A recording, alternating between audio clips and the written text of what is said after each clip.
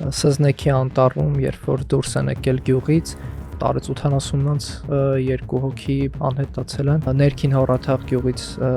մի էլի տարեց մարդ կա, իրան սպանել են այդտեղ, հետո դիակը հայտնաբերել էին։ Ու այդ բոլորը շատ կարևոր է ուսումնասիրել, ապացուցողական բազա են միջազգային դատարաններում իրավապաշտպանների համար։ Արցախի 2023 թվականի մեկօրյա պատերազմի անհետ կորածների քրեական վարույթները տեղից չի շարժվում, անհետ կորած է համարվում քննչական կոմիտեի տվյալներով 15 անձ։ Պատերազմի ընթացքում կան զոհեր, վիրավորներ, գերիներ, անհետ կորածներ, բոլոր շերտերին որոշել ենք անդրադառնանք։ Այս նյութով մենք պատմում ենք անհետ կորածների մասին։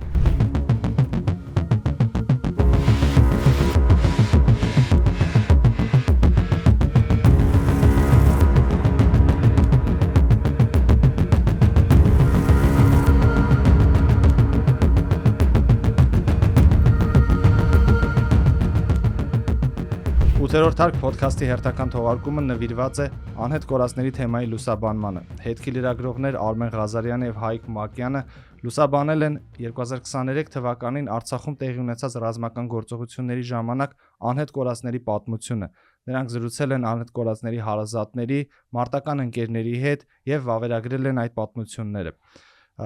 Հայկ, այս թեման, որ դուք ընտրել եք, դժվարությամբ եք ընտրել, հաշվի առնելով, որ թեման ունի իր բարդությունը, նաև հարազատներն են բարդ հաղորդակցվում, թեման վերցնելուց շուտ մտատանջություն եղել է, մտնել այս թեմայի տակ, թե չմտնել։ 2020 թվականի փորձից գիտենք, որ մի քանի շերտ դժվարությունների փուլեր կա, էլի, սկսած, որ թեման շատ խոցելի է թե հարազատների համար, սկսած, որ սխալ լուսաբանման դեպքում կարող է վնասել։ Գիտենք, որ դժվար է, բայց գիտենք նաև, որ պետք է անել։ Շատ ժամանակ այդ հարցը տալիս էին, էլի, իսկ կարող է վնասի։ Բայց արդեն 2026 թվականն է հիմա, արդեն երրորդ տարին է, որ անցել է պատերազմից 23 թվականի ու թեման չլուսաբանելը նույնքան վնասակար կարա լինի, ինչքան որ թեման լուսաբանես ու սխալ, այսինքն այստեղ պետք է լուսաբանես ու ճիշտ զգուշությամբ հաշվի առնելով բոլոր հանգամանքները, նրբությունները, նյուանսները։ Իսկ ընտրելը կապված է նրա հետ, որ մենք որոշել ենք 2023 թվականի պատերազմը ուսումնասիրել եւ արդեն երկար ժամանակա բնագծերով, դիրքերով, մանրամասն Արմենի հետ, Սարոյի հետ ուսումնասիրում ենք, վավերագրում ենք, նկարում ենք ու մեծ մասը արել ենք ու շուտով հուսամ կարող ենք ամբողջական մեծ ծավալուն ուսումնասիրություն ներկայացնենք 2023 թվականի սեպտեմբերի 19-ի մարտերի վերաբերյալ։ Այսինքն թեմային մոտենալուց հարցեր չի եղել ձեզ մոտ։ Տրամաբանական շարունակությունը ապահովելու միտքն է եղել։ Դե պատերազմի ընթացքում կան զոհեր, վիրավորներ, գերիներ, անհետ կորածներ, ու մենք այդ բոլոր շերտերին որոշել ենք անդրադառնանք, այսինքն մենք արդեն 100-ից ավելի զոհերի մասին տվյալներ, պատմություններ ունենք հրապարակած, այս նյութով մենք պատմում ենք անհետ կորածների մասին։ Նախորդ տարի էլ կներեք, նախորդ տարի էլ առանձին քաղաքացիական զոհերի մասին էինք արել, իրենց ամբողջական պատմությունը, հատկապես երեխաների դեպքերը, որտեղ են զոհվել, ինչ հանգամանքներում, այս էլ ոնց որ մի մասն էր էլի այդ ամբողջական պատմության։ Անհետ կորածների թեման հայաստանյան մամուլում ոնց էր լուսաբանվել միջև ձեր գրելը, նկատի ունեմ հենց այս 2023 թվականի գործողությունների ժամանակ անհետ կորած անձանց մասին պատմությունները։ Կային լրատվամիջոցներ, որ գրել էին պատմություններ, դուք ամբողջն եք գրել։ Այտենց ուսումնասիրություն արել եք միջև թեմայի սկսելը։ Ամբողջական, որ որևէ տեղ լինի բոլորի պատմությունները չկար, բայց 23 թվականից հետո, երբ դեռ դեպքերը թարմ էին, այդ նոր արցախցիները եկել էին, լրատվամիջոցների մի մասը անդրադարձել էր առանձին դեպքերով, ներկայացրել էր պատմությունները անհետ կորելու հանգամանքների, բայց ինչքան ոնց որ հեռվանում է, նաև լրատվամիջոցներն են ավելի քիչ անդրադառնում այս թեմային ու շատ կարևոր է, որ անընդհատ այդ մասին բարձրաձայնվի, խոսենք, որ մարդիկ չմոռանան այդ մասին, էլի, որովհետև այս ամբողջ աղմուկի մեջ այդ թեմաները կորում է, մոռացվում է ու նաև պետք է միտեղ հավաքել բոլորի պատմությունները։ Մենք հնարավորինս բոլորի հետ շփվել ենք, խոսել ենք, փորձել ենք ամբողջը հավաքագրել միտեղ։ Հարազատները, որոնց հետ որ դուք խոսել եք, Հայաստանում էին, թե կային, որ Հայաստանից գնացել էին, արտագաղթել էին, իրենց հետ հաղորդակցությունը ոնց էր։ Հայաստանի մարզեր եք դուք գնացել։ Հարազատները Հայաստանում են, բայց մեզ ավելի շատ մեր համար ավելի շատ վավերագրության համար ինֆորմացիայի համար ավելի կարևոր են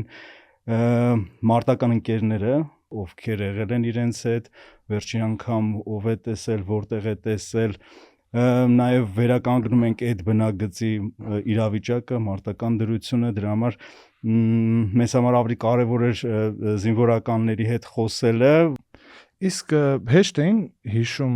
անհետ կորելու հանգամանքը, դա արտասովոր երևույթ է, ընդհանրապես պատերազմի դեպքերն էլ արտասովոր են եւ դրանք մարդկանց իշխողության մեջ տենց դաջվում են։ Իսկ որ ժամանակը հոսում էր, ինչ որ բաներ մոռանում էին, ո՞նց էր։ Որ ժամանակը անցնում է, բնականաբար ավելի դժվար են բարդ են հիշում այդ ամեն ինչը, մանրամասն դետալները, բայց ըստ դեպքում ում հետ որ հանդիպել ենք, կարողացել է պատմի, վերականգնի այդ ինչ որ տեղի է ունեցել, հնարավորինս մանրամասնորեն, տեղով, ժամով, դեպքով այդ ամեն ինչը կարողացել են էլի մեզ պատմեն, վերարտադրեն, բայց հա նաև մեր հետ էլ է տենց լինում, ցանկացած բան ինչ որ ժամանակ անցնում, արդեն ուրիշ ձև ենք սկսում պատմել, ինչ որ բաներ կա մոռանում ենք, ուրիշ ձև ենք հիշում, այդ պետք է ավելի թարմ բան անել այդ հավաքել այդ պատմությունները, բայց այս դեպքում էլ այտենց խնդիր շատ մեծ չի եղել, որ չհիշեն, մանրամասները չկարողանան պատմել։ Իսկ կարող ենք ասել, որ եթե այս փուլում չգրվեր ավելի ուշ թեմայով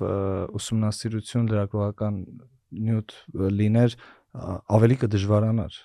Այո, գնալով ինքը ինֆորմացիան կորում է գնալով։ Սկսած հենց ֆիզիկական, չգիտեմ, կրիչներից, այդ վիդեոները, ֆոտոները, ինչքան որ շուտ ես անում, այնքան հնարավոր է, որ տենց կանա շատ բան հավաքես։ Մեր օրինակից գիտենք, էլի, որ ասում են, չգիտեմ, ինչ որ հեռախոսը կորավ, փչացավ կամ ինչ եղավ, ու այստեղ ամենակարևորը որ վերցնես ու հավաքագրես, նույնիսկ եթե մենք այդ նյութերը չենք հրապարակում, օրինակ, մենք այդ վիդեոները, ֆոտոները պահում ենք մեզ մոտ, ինչ որ օր անդրադառնալու ակնկալիքով։ Դուք մարդկանց հետ խոսելով քարտեզների վրա փորձել եք նաև ցույց տալ եւ ձեր հոդվածում հստակ քարտեզներ եք ներկայացրել, որտեղ որ տեղադիրքերով որ խումբն ա եղել, աշխարհազոր ա եղել, կանոնավոր բանակից ա եղել խումբը, որ հիմա ընթերցողների համար շատ հեշտ ա պատկերացնել, բայց դուք ո՞նց եք այդ վկայությունները ստուգում, համեմատում քարտեզների հետ, այդտեղ ինչ դժվարություններ ունեիք։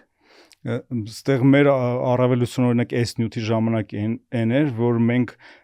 ուսումնասիրելով մարտական դրվագները, բնագծերով մենք արդեն քարտեզագրած ահագին նյութ ունեինք, որը մի հոգու ինչ որ վկայություն չէր, այլ մի քանի, այդ թվում նաև բարձրաստիճան պաշտոնյաների, չգիտեմ, բրիգադի հրամանատարների վերահսկողությամբ ունենք հստակ քարտեզներ արդեն դիրքերով, ու երբ որ այս նյութի շրջանակում հանդիպում ենք մարդկանց, ովքեր տեղ են բացատրում, դիրք կամ չգիտեմ, սարձոր, մենք արդեն գիտենք այդտեղ ինչ է կատարվել ուրիշ վկայություններից, ուրիշ նյութերից։ Դրա համար այդ առումով ոնց որ 0-ից չենք սկսում, էլի։ Օրինակ, որ ասում են, չգիտեմ, 840 դիրքի մոտակայքում ա եղել վերջին անգամ, որ տեսել են ինչ-որ մեկին, մենք արդեն գիտենք 840 դիրքը որտեղ այդ բրիգադի հրամանատարը, գումարտակների հրամանատարները, երբ որ նախկինում իրանց հետ հանդիպել ենք, իրենք արդեն ցույց են տվել այդ քարտեզի վրա նշել են այդ տարածքները, ու երբ որ այդ մարդն էլ հարազատը կամ մարտական ընկերը ցույց է տալիս քարտեզի վրա եւ նախկինում մեր ունեցած տվյալները համադրում ենք, արդեն հասկանում ենք, որ մոտավորապես նույն տարածքն է, ասենք, չգիտեմ, 10-20 մետրի տարբերություն, բայց այդպես ճշգրիտ նույն տարածքում է, ու այտենց այդ արդեն ոնց որ հաստատվում է այդ ինֆորմացիան, էլի 3 աղբյուրից ունենք ստուգում։ Որովհետև հենց հարազատներն էլ էմոցիոնալ են, որոշ բաներ, չասեմ, դիտմում սխալ կասեն, բայց այդ էմոցիաների ազդեցության տակ իրենք հարազատ են կորցրել, էլի, գուցե որոշ բաներ այլ կերպ ընկալեն։ Դա ավելի չի դժվարացնում իրենց վկայությունը զտել, վկայությունից փաստեր առանձնացնել։ Մեծ հաշվով երկրորդ ձեռքից ենք մենք, երբ որ հարազատն է պատմում այդ դրվագը, երկրորդ ձեռքից ենք մենք լսում, դրա համար միշտ փորձում ենք, որ հենց այդ դիրքում, այդ ժամին, այդ պահին իր հետ եղած մարտական ընկերոջը գտնել ու հենց առաջին ձեռքից իմանալ այդ տեղեկատվությունը, որովհետև ոնց ասացի, այդ ուրիշը երբ որ իրանք հարազատին են պատմում, այսինքն այդ խնդիրները որ կարա լինի, էլի, այդ ճնշումը որ կարան գործադրեն, այդ օբյեկտիվ պատմությունը միշտ չի որ պատմվում է, իսկ ուրիշ բան է, երբ որ մենք ենք իրենց հետ խոսում, փորձում ենք այդ վստահության մթնոլորտը ստեղծենք ու մաքսիմալ ճիշտ իրական պատկերը ստանալ։ Անհետ կորածների պատմություններից Ալբերտի եւ Մարատի դեպքում իրենք գետնատնակի բլինդաժից դուրս էին գտնվել Սզնեքի դիրքում եւ երբ որ թերետակոծություն եղել անձնակազմը դիրքի մնացել է գետնատնակում եւ դրանից հետո ու կապը իրենց մարտական ընկերների կտրվել է ու այդ պահից ոչ մի լուր չկա, նրանք հարազատների հետ էլ կոնտակտի չեն դուրս եկել, հեռա էլի կապը բացակայում էր, հա։ Էլի հա վերջին կապը օրինակ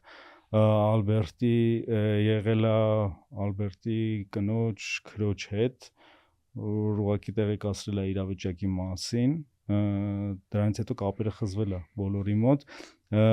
ու մնացած անձնակազմը մնացել է բլինդաժում, ոնց ասեցիր, հրետակոծվել է բլինդաժը, իսկ Ալբերտից եւ Մարատից, որոնք մի քանի րոպե առաջ դուրս էին եկել բլինդաժից, տեղեկություն չկա։ Միակ բանը, որ մարտական ընկերները պատմում են, Ալբերտից ասում են, որ Ալբերտը ամենալավը գիտեր տեղանքը, չեն պատկերացնում ոնց կարող լիներ, որ չկարողանար դուրս գար, հա, այդտեղից։ Տեղեկություն կար, որ երբ որ այդ գետնատնակի նախապել արկը ու այդ հողի տակ են մնացել, այդ ժամանակ վերևից ձայներ են լսել, որ ադրբեջանցիները արդեն մտել են դիրքի, ռուսերենով ասել են հանձնվեք կկրակենք, ինչ-որ տենց բաներ կար, բայց էլի հստակ թե ինչ ա եղել իրանց հետ այդ արկի հարվածից հետո, էլի ոչ մեկ չգիտի, դրանից հետո իրանց ոչ մեկ չի տեսել ու այդ էլի եղել վերջին դեպքը։ Դուք որ նույնակ անացրել եք անհետ կորածներին, բացի նշված դեպքերում աշխարհազորայիններ էին անհետ կորածները։ Նախ ասեմ, քանի անհետ կորած կա 2023 թվականի սեպտեմբերի 19-ի մարտական գործողությունների ընթացքում անհետ կորած է համարվում քննչական կոմիտեի տվյալներով 15 անձ, մենք կարողացել ենք նույնականացնել մեր նյութում 14-ին, բայց մենք հավելյալ էլի անդրադառնում ենք այդ մեկ դեպք էլ ենք մենք հիմա հենց հիմա ուսումնասիրում, որից 5-ը քաղաքացիական անձ են, 10-ը զինվորական։ Ժամկետայինն էլ կար մեջները, աշխարհազորայինն էլ, կանոնավոր բանակ էլ։ Իսկ կանոնավոր բանակի դեպքում անհետ կորելու Ցորի զորամասի վանքի գումարտակի տղաներն են եղել։ Այո, կան եւ վանքի գումարտակից այդ Նարեշտար Չարեկթարի հատվածում 4 անձ այդտեղից անհետ կորել, որից մեկը Հայկը ժամկետային զինծառայող էր։ 20 թվականի պատերազմի ժամանակ քաղաքացիական անձինք, որոնք որ անհետ կորել են, հիմնականում մեծահասակներ են եղել, առողջական խնդիրներ նաև ունեցող մարդիկ են եղել, հետո մենք կադրերում տեսել ենք նաև նրանց նկատմամբ բռնությունները, հա, այս դեպքում էլ քաղաքացիական անձինք, որոնք որ անհետ են կորել, էլի մեծահասակներ են եղել։ Այո, կային տարեց մարդիկ Սզնեքի անտառում, երբ որ դուրս են եկել գյուղից, այդ հատվածում 2 հոգի տարեց 80-անց 2 հոգի բան են արել, անհետացել են։ Խաչմաչի հատվածը, հա։ Շուրա Մանասյանը եւ Ռոբերտ Մուսայելյան։ Այո։ Ռոբերտ Մուսայելյանը, Շուրա Մանասյանը։ Այդտեղ էլի մարդիկ են եղել, գերի են ընկել, ադրբեջանցիները տարել են, հետո տեսանյութերում երևում է, հետո իրանք հետ են եկել, մի մասը այդտեղ մի հոգի զոհվել է, ներքին հորաթաղ գյուղից մի էլի տարեց մարդ կար, իրան սպանել են այդտեղ, հետո դիակը հայտնաբերել էին, երբ որ քաղաքացիական զոհերի նյութին անդրադառնում ենք, նաև իր ընտանիքի անդամների հետ էինք հանդիպել, խոսել, այս պատմությունը իրենք էլ են պատմել, ոնց որ արդեն երրորդ դեպքն է այս պատմության մասին, որ գրում ենք։ Մեծահասակների դեպքում 20 թվականին կային պատմություններ, որ մարդիկ կան, որ ուղղակի չէին ուզել դուրս գային գյուղից, այս դեպքում այս 23 թվականի անհետ կորածների շրջանում ձեզ հայտնի եղել է, որ օրինակ հենց այդպիսի դեպքեր կային։ Չէ, մենք գիտենք դեպքեր, որ անտառով փորձել եմ դուրս գալ մնացածի հետ, հետո ինչ որ հետ են մնացել ու այտենց անհայտ հանգամանքներում էլ իրենցից տեղեկություն չի եղել, հնարավոր չի եղել իրենց գտնել։ Մի հոգի էլ սեպտեմբերի 25-ին գնաց սեպտեմբերի 27-ին Ստեփանակերտից, երբ որ գնացել հաց գնելու, այդ ճանապարհին էր անհետ կորել։ Այդ էլ ինչ որ առեղծվածային դեպք է, ես միշտ մտածում եմ, որ դա հնարավոր է, այսինքն մանավանդ որ նենց չի, որ կոմունիկացիա չկա ադրբեջանական կողմի հետ, գոնե այդ դեպքը կարան, որտեղ քաղաքի մեջ էր Ստեփանակերտ, առաջին դպրոցի մոտակայքներ։ Ստեփանակերտի առաջին դպրոցի մոտակայքում սեպտեմբերի 27-ին այն քաոսի մեջ եղանության այդ ժամանակ հարազատների հետ վերջի անգամ խոսելու ընթացքում ասել է որ գնում եմ հաց գնելու ու հեռախոսը թողել է, հետը կապ չի հնարավոր եղել հաստատել։ Նաև խնդրում եմ հիշեցնեք դուք ասեք այդ հենց պատերազմից հետո առաջացած քաոսը ինչ ձև էր, այդտեղ հետո արդեն Արցախից դուրս գալու քաոսներ, հետո բենզինի պահեստի հայտնի պայթյունը, դրա լրացուցիչ շատ մեծ ճգնաժամ է, այսպես ասած, եւ այդ մթնոլորտում որոնողական աշխատանքների իրականացումը ոնց ա եղել, ընդհանրապես այդ խառը ժամանակներում նորմալ որոնողական աշխատանք արել են, չեն արել։ Շատ ճիշտ ոնց որ նշեցիր, որ ամենաշատը կախված է որոնողական աշխատանքներից, ինչքան արդյունավետ կլինի այն մարդիկ, որոնք անհայտ կորած են, իրանցից կարելի է ինչ-որ տեղեկություն ստանալ, եթե նորմալ որոնողական աշխատանքներ են ընթանում։ Որոնողական աշխատանքներ եղել են, բայց հաշվի առնելով այն քաոսային վիճակը ու այն քիչ ժամանակը, որ տրվել է որոնողական աշխատանքների համար, կարելի է նաև համարել, որ պատճառներից մեկը այն է եղել, որ նորմալ ժամանակ ու հնարավորություն չեն ունեցել որոնողական խմբերը, որպեսզի այն տեղանքները, որտեղ վերջի անգամ անհետ կորածները եղել են, նորմալ կարողանային սանրեին, ուսումնասիրեին ու հնարավոր է, եթե նորմալ անեն, շատ դեպքերում ինչ-որ տեղեկություն կլիներ այդ մարդկանցից։ Ինչ որ սահմանափակ ժամանակով են կարողացել գնալ, ոնց որ այդ տարածքները արդեն ադրբեջանական հսկողության տակ էին ու գնում էին ռուս խաղաղապահներից ներկայացուցիչ, հայկական կողմից, բանից ԱԻՆ-ի աշխատողները եւ ադրբեջանցիներ էին իրենց հետ գնում, այդ տարածքները զննելու, դե բնականաբար ամեն տեղ չէին կարող նայել, սահմանափակ տեղեր կարող էին գնալ, սահմանափակ ժամանակ ունեին ու դրա համար մի քիչ արդյունավետությունը այդքան էլ մեծ չի եղել որոնողական աշխատանքների, չնայած հսկայական աշխատանք է արվել, այդ օրը շատ մեծ աշխատանք են արել ԱԻՆ-ի աշխատողները։ Իսկ հարազատները օրինակ սզնեքի դիրք գնացել են, այն մարդիկ, որոնք տեղանքին ծանոթ են եղել, մարտական ընկերները հիմնականում հենց այտենց է էլի, այդ որոնողական խմբի հետ լինում է մարդ, որ եղել է Տեղում, այդ դիրքում։ պահին այդտեղ, հա բոլոր դեպքերում եղել են ինչ որ մեկը, որոնք այդ պահին այդտեղ են եղել, ուղեկցել են, բայց ոչ մի բան չեն կարացել։ Այդ մեր ասած դեպքերը։ Հետքեր, չգիտեմ, հագուստից բաներ։ Չգիտեմ, օրինակ այդ վկայություններից մեկում ասում էր, որ Ալբերտի դիրք որոնողական աշխատանքներ գնացին անելու, չգիտեմ, Ալբերտի սատկած դինեն գտել ուրիշ ոչ մի բան։ Սովորաբար բոլոր մեր մեծ աշխատատար նյութերի պատմությունները, որոնք որ գրում ենք, հետո միահագին մասը չի լինում հոդվածում, չենք ներառում։ Այստեղ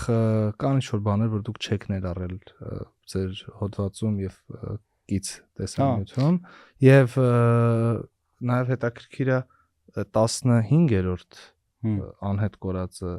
որ այդ թեմայով աշխատում եք, եթե իհարկե կգնահատեք, որ կարելի է այս փուլում միջև հոդվածի հրապարակումը ինչ որ բաներ այդտեղից պատմել։ Բացի նրանից, որ կարելի է, իմ կարծիքով նույնիսկ օգտակար կարա լինի այս մեր այս դեպքի հետ առանձնահատկությունը հաշվի առնելով պատմենք սրա մասին։ Քննչական կոմիտեի տվյալներով 15 հոգի էր համարվում անհետ կորած ու երբ որ մենք իրենցից խնդրեցինք, որտեվ մենք այսինքն նույնականացրել ենք 14 դեպք, փաստահավաք խմբերներ 14 դեպքի մասին էին մեզ պատմում, հարազատներն էլ էլի, բոլոր 14 դեպքի մասին գիտեին, ու մեզ հետաքրքիր 15-րդ դեպքը, ինչ դեպք է, որ դեպքն է, որը ընթացքում կարծես թե մենք կարողացանք ճշտել 14-րդը, 15-րդը, որը չկա նյութում, դա Մխիթարաշենի դիրքում երկու անհետ կորածի հետ պարզեցինք, որ եղել է նաև երրորդը։ Իսկ դժվարությունը կայանում էր նրանում, որ այս դեպքում անհետ կորած անձը չուներ հարազատ բացի մեկից, մորից, որը մեր տեղեկություններով հիմա Հայաստանում ծերանոցներից մեկում է։ Իսկ շատ դեպքերում հարազատները ընտանիքի անդամներն են գործին ընթացք տալի, փաստահավաք խմբերին տալի տեղեկություն, որոնք էլ իրենց հերթին կազմում են այդ ոնց որ զեկույցները համիջազգային դատարանների համար, այս դեպքում չկար այս 15-րդ դեպքի մասին ոչ մի տեղեկություն ու ինչ որ ասեցի, այդ մենք կարողացանք այս փուլում իմանալ, բայց մենք շարունակում ենք այդ ուսումնասիրությունը ու եթե հիմա ինչ որ մեկը մեզ լսում է ու Մխիթարաշենի դիրքերից, չգիտեմ, աշխարհազորային կամ ճանաչում է Մխիթարաշենի դիրքերում գտնվող Արայիկ Ստեփանյանին, կխնդրենք մեր հետ կապ հաստատել ու ինչ որ տեղեկություն փոխանցել հետքի խմբագրություն, որտեվ հա, հետքի խմբագրություն, որտեվ այս բոլոր դեպքերը կարևոր են ոչ միայն պատմության վավերագրության համար, նաև իրանք ապացուցողական բազա են միջազգային դատարաններում իրավապաշտպանների համար, օրինակ Հայաստանում հիմա կան շատ լավ է որ կան իրավապաշտպաններ, որոնք զբաղվում են այս հարցերով ու իրանց համար է կարևոր այն մարդիկ, այն լրագրողները, որոնք ուսումնասիրում են այս նյութերը ու կարող են իրանց համար ինչ որ խորացված ուսումնասիրություն փոխանցել, չգիտեմ, օրինակ Սիրանուշ Սահակյանը, Արա Ղազարյանը, իրանք շատ մեծ գործ են անում այս մասով, անհատական գանգատներ են ներկայացնում, մի այդ բռնի անհետացման դեպքերի վերաբերյալ են ներկայացնում գործեր, մարդու իրավունքների եվրոպական դատարան, պատերազմական հանցագործություններ, ստեղ չգիտեմ, քաղաքացիական անձանց թիրախավորել, մեկ օրվա պատերազմի ընթացքում 223 զոհ եղել, որից 6-ը անչափահաս ու այդ բոլորը շատ կարևոր է ուսումնասիրել բոլոր զոհերի պատմությունները, հանգամանքները։ Մենակ կոնկրետ այդ կներես բանի Սառնակունք գյուղում տեղի ունեցած այդ կոնկրետ ռազմական հանցագործությունն է, էլի որ խաղաղ բնակիչները հավաքված են եղել միտեղ ու իրանց կոնկրետ թիրախավորում է եղել, այդտեղ 3 անչափահաս են մահացել, 2 եղբայրները գյուղապետի տղան անչափահաս, ոնց որ այդ դեպքերը հավաքել, փաստագրված ներկայացնել ու դա հետո դարձնել քրեական գործեր միջազգային դատարաններում, այդ շատ կարևոր է։ Իսկ գալով դիրքը որտեղից որ 15-րդ անհետ կորածներ, որ դիրքներ, Հայկ։ Տեղանքը բնակավայրը Մխիթարաշենի դիրքերն է, 33-րդ գումարտակ, երրորդ բրիգադա, այո, 303 դիրք։ ովքեր կարողանան ինֆորմացիա Ինֆորմացիա, տեղեկություն փոխանցել։ Կարող ենք նաև, չգիտեմ, իմու Հայկի հեռախոսահամարները գրել մեկնաբանությունների բաժնում, մարդիկ կարան զանգեն, եթե որևէ տեղեկություն։ Հիմա դե բնականաբար քրեական վարույթները շարունակում են ընթանալ, նախաքննությունն եւ հարազատներին եւ մարտական ընկերներին հրավիրում են, ընդհանրում եմ երբեմն ձեզ ինչ է հայտնի այս քրեական վարույթներից, որովհետեւ սովորաբար բողոքում են անհետ կորածների հարազատները նախորդ պատերազմից էլ, այս մեկօրյայից էլ միշտ պետական կառույցներից դժգոհ են լինում, թեև այնտեղ տարբեր շերտեր կա, բայց հիմնականում դժգոհ են լինում որոնողափրկարարական աշխատանքներից եւ նաեւ քրեական վարույթներից, որտեվ այդ քրեական վարույթների ժամանակ նաև լինում է, որ մասունք են տալիս, ասում են, որ սա ձեր հարազատինն է եւ այլն։ Կոնկրետ Արցախի 2023 թվականի այդ մեկօրյա պատերազմի անհետ կորածների քրեական վարույթներից դրանց ընթացքից կա քրեական վարույթ, քննչական կոմիտեում կա քրեական վարույթ անհետ կորելու հանգամանքների վերաբերյալ ու հարազատների հետ որ խոսում էինք, ասում են, որ այդ վարույթները տեղից չի շարժվում, քննչական կոմիտեն որևէ աշխատանք, տեսանելի աշխատանք չի անում, իրենք ընդհանրապես գոհ չէին քննչական մարմնի աշխատանքից ու նաև չգիտեմ վարչապետի հետ հանդիպումներ էր լինում եւ այլն ու շատ վատ տպավորություններ ունեին մարդիկ, որ իրենք անտեսված են, իրենց խնդրի առաջ մենակ են, պետության կողմից որևէ նկատելի աշխատանք հետուղությամբ, որ ինչ որ գոնե մի չնչին բանով օգնած լինեն այս դեպքերի բացահայտմանը, հանգամանքների ուսումնասիրությանը, իրենք չեն տեսնում, որ արվի։ Մենք 20 թվականից ունենք կոնկրետ դեպքեր, որ տեսել ենք ոնց են աշխատում ու դա մեզ ոնց որ տալիս է այն տպավորությունը, որ մեծ հաշվով ոչ մի բան չեն անում, այսինքն այն ծնողների տված իրանց անձնական ոնց որ այսպես ասած հետաքննությունից բացի իրանք ինչ-որ բաներ չեն նախաձեռնում։ Այք Արմեն դու էլ խնդրեմ ես հարցին պատասխանեք, ասեք անհետ կորածների հարազատները եւ ընկերները երբ որ ձեր հետ այս թեմաներով զրուցում են, ենթադրում եմ որոշակի հույսեր են կապում նաեւ ձեր աշխատանքից, կարծելով որ ձեր աշխատանքի արդյունքով հնարավոր է որևէ փաստական հանգամանք նաեւ ի հայտ գա, որովհետեւ դուք շատ հնարավոր է որ այնպիսի մարդկանց էլ, այսպես ասած, լսեք նրանցից եւ վկայություն ստանաք, որ գուցե նրանք չեն հանդիպել կամ լրիվ այլ ստորաբաժանման ներկայացուցիչ լինի, ձեզանից հույսեր են կապում, ակնկալիքներ ունեն, ինչ եք ասում դուք այդ մարդկանց։ Ամենաառաջինը իմ կարծիքով իրենց համար կարևոր է, որ զգան, որ իրենք անտեսված չեն, իրենց հարազատները անտեսված չեն, ուշադրության կենտրոնում են, որտեվ շատ ժամանակ հասկանում ենք, որ իրենք մենակ են մնում, իրենց այդ անորոշ վշտի հետ։ Չէ, ես Հայկը ամեն ինչ ասացել ավելացնելու բան չունեմ։ Այդ դեպքում ես մեզ դիտողներին հիշեցնեմ, որ ձեր հոդվածի վերնագիրը Արցախյան վերջին մարտեր անհետ կորածների հետքերով հրապարակվել է մայիսի 9-ին հետքում, որտեղ որ այս զրույցից ավելին կա եւ կարող են